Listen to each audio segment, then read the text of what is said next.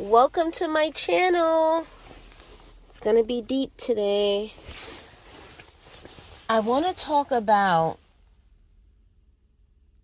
the prophetic in the church and how right now everybody is going so crazy and everybody has so much to say, so much exposing, so much judging. And I kind of feel like we need to stop and we need to get it together. Okay? Like, I won't say he's not a good look, right? Like, I'm not going to go that far to say, like, what's the look, what's not the look. But I kind of just feel like, okay, let me give my take. I feel like there's a need for the prophetic right now. We're very close to the coming of Jesus Christ. And there's just some things that people are like not attuned to, right? Like deliverance, so to speak, demonic activity, all because they can't capture it on the camera, which I think now they are. People were like not believing or trying to say it's make-believe and it's not real. And that is real, right? And it's kind of like, I always would say this to people whenever I brought this up, but it's like even more real than the physical. So for the world to do this whole thing to try to make people like not believe in the spiritual realm and not believe in certain spiritual activity, it just did a disservice, right, to the body. Because the church, we should be moving in like power in the spiritual realm, because we're children of the Most High. We're children of God, the creator of it all, right? So, I don't know. I just feel like there's a lot of drama happening in the church in regards to the prophetic. And I kind of think that, to be honest, I kind of think that it's like, I don't want to say like a power struggle, because that's so like kind of ironic. But I do believe that it's a power struggle. Literally. A power struggle. So some are like upset that one has this certain power that maybe the other doesn't have, and maybe the other wants it, so they're saying something bad about the one who has it.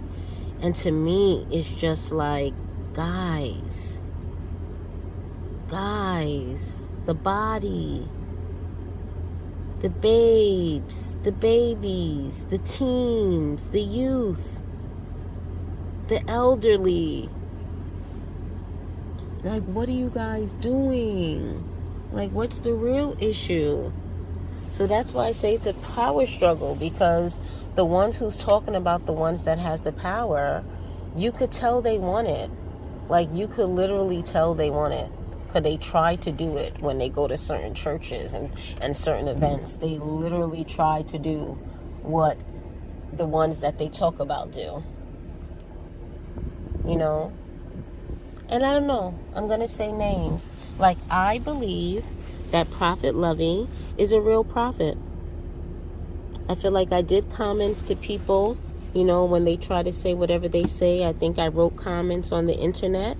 But I believe that he's truly a prophet, and he's actually like a prophet from the Bible, if that's like the best way. And I think he recently revealed to us that he actually like kind of is, because like he has some connection with Elijah and some other prophets from back in the day.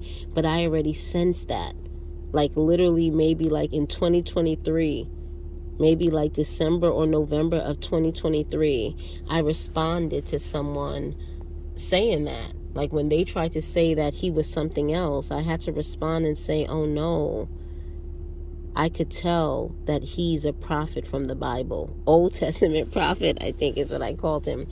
Maybe. But it's not even about Old Testament or New Testament. It's just a matter of like, you could kind of tell that he walks with this authority.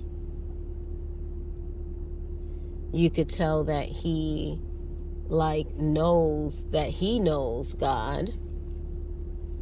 And you could just tell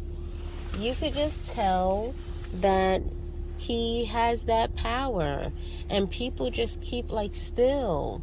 I saw someone made a video recently trying to call him false, and I just feel like some people don't understand.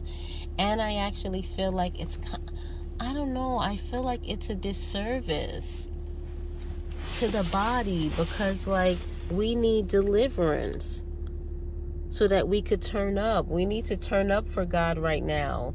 Demons are getting loose. There was just this thing in Miami where they were seeing giants. Then I saw this video of something that looked like a grasshopper person, but black, but almost looked like one of the monsters from Monsters, Inc., the cartoon, but in real life. The skinny, slinky monster. Like, so if these stuff are happening, you don't think that we need to turn up in power for God, that we need to have the Holy Spirit, that we need to know how to cast out demons and know how to recognize when someone has a demon and recognize when someone is under a spiritual attack or curse? Like, people, I just feel like the enemy is out here trying to get people to not believe. Right? Because that's like the next thing. And I'm going to go there because I feel like it's all a part of the same topic. Being deceived. Right? Like, I do agree. I was hearing the definition of it because that's something to think about. How would the false prophets deceive? Right? And no one's making a video about that. So I guess my video will have that, because that's something that believers want to know, right? Because you have that one in the Bible that says, oh, even the elect could possibly be deceived. So that means that the false prophets are going to be that good that even the elect could possibly think they're real. All right. So then that has me thinking, and that verse stood out to me, right? But I think that stood out to many. But now it has me thinking, how will the false prophets deceive? Right? How will the false prophets deceive? Is it going to be them having the same power, but it's going to be different type of power? And when I say different type of power, like, you know, with Moses and the snake, they also did the snake, but then Moses' snake was bigger, so God's power is obviously more, but they might have something that looks similar, so that confused the people. That's what they're saying is happening now. You know, but what's coming to mind from the Bible? Will Satan cast out Satan? No. Right? So Jesus said that in the Bible, that Satan will not cast out Satan. So you're not going to see a false prophet. So that's what I'm trying to say. Like, I'm now thinking, how's a false prophet going to move? What are they going to do and not going to do? So then that's one of the things. A false prophet is not going to do deliverance where they're casting out Satan or a devil spirit from a person. They won't do that. So they might do miracles and wonders, but maybe the miracles and wonders may be more magic-y, right? Maybe it might be something else, making money appear, right? Or, I don't know, something else. I can't give you guys all the definitions. You guys could say some of them in the comment. What's some other way? But I'm just thinking like maybe it might be more like that. Maybe healing, even though Jesus is the ultimate healer, maybe that's a magic that they might do, like a healing. Maybe they won't cast the spirit out that's in the person, but they might heal them of a short leg or making them be able to walk, maybe, right? Something, because that's the thing. they're not going to blatantly make you know that they're false. Okay? So that's something that a false prophet is not going to do. They're not going to like openly come in with the devil horns to make y'all know I'm false. And if the elect might a little bit be deceived or possibly get deceived, then that means that they're kind of going to be good, that you might think they're real. Right? So that's why I'm saying this is what I have been thinking about lately. But I know for sure that Prophet Lovey is not false. You know, but people need to then come with, what does false look like? So another thing that they talked about that I might agree with is someone that's false, they'll say some truth, but then something will be a lie in it. That's what they say. Okay, maybe that might be part of it. But I think it's a little more. Because I heard a definition about being deceived where you look at God different, right? If you're deceived, it'll change how you look at God. Maybe you would go from being a Christian to being an atheist, that you won't love God anymore. It'll turn you that way. Or maybe you'll be deceived where, like what's another type of being deceived, where you think you're serving God, but you're not. That could be another type of deceive. And that's something to think about too. Like when God says false prophets, could it even be false pastors? Right? People that's running the church, and you think I'm going to church every Sunday, and you think you're doing the right thing, but maybe you're deceived, and that's not the true God, because like no one's talking about deliverance, and maybe you're actually preaching to demons. So I don't want to go too deep now, because that's too deep. Like that's like this topic is just like deep and kind of crazy, because we are living in this end time, and it seems to be hard for people to just point out which one is false. But let me say why it's a little bit not hard, because I saw this video where a guy was making his church drink gasoline, saying that he turned it into pineapple juice. And I believe he was trying to say that he was a prophet. So, is that person false? I would say yes, because why are you making people, even if you make it taste like pineapple juice in the moment, they're drinking gasoline, and that could hurt them. So why would you even want them to do that? And trying to be funny, like how God turned water into wine. He didn't turn gas into wine. It was water into wine.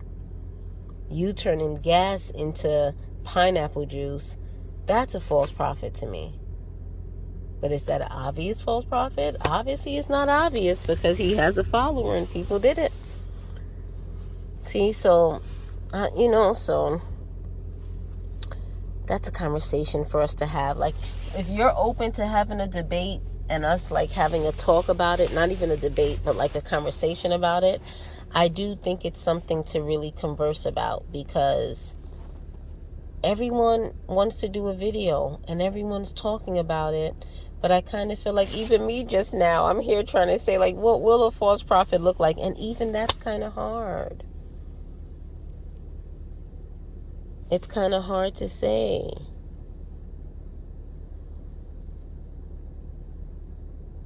And then again, it's not hard to say, because if it's something that even the elect could possibly be deceived, then it's someone that looks like a man of God, acts like a man of God, but then something's off. What's the off? What they're teaching. What they're teaching is not from God. That would be off. What else would be off? maybe how they're living. If there's a person that's saying they're a prophet, but they're like raping 14-year-olds and got 12-year-old wives and stuff like that. But then again, is that obvious? So that's the part that's tricking me, the whole even the elect. So you're basically saying even the elect could possibly be deceived. See? And I'm not going to go research and go down the rabbit hole. I'm just going to keep thinking, and I'll come out with a part 2.